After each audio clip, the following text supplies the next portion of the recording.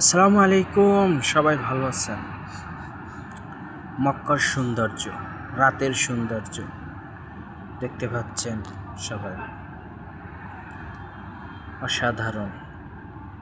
আমাদের মুসলমানদের কাছে পবিত্রতম স্থান এই মক্কা।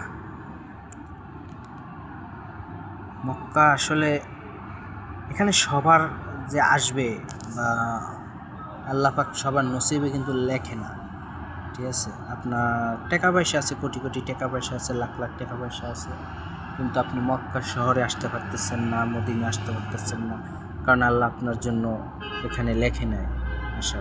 তো আমরা সবশেষে বলবো, আল্লাহ যেন সবাইকে এখানে আসার তৌফিক দেন, সকল মুমিন মুসলমানদের একবার হলো হজ ওমরা করার তৌফিক দিক। আমরা এটাই আশা করি, আল্লাহর কাছে দোয়া করি। তো সবাই ভালো থাকেন, ভিডিওটা লাইক শেয়ার করবেন এবং বেশি বেশি সাপোর্ট করবেন। সবাইকে ধন্যবাদ। আসসালামু আলাইকুম।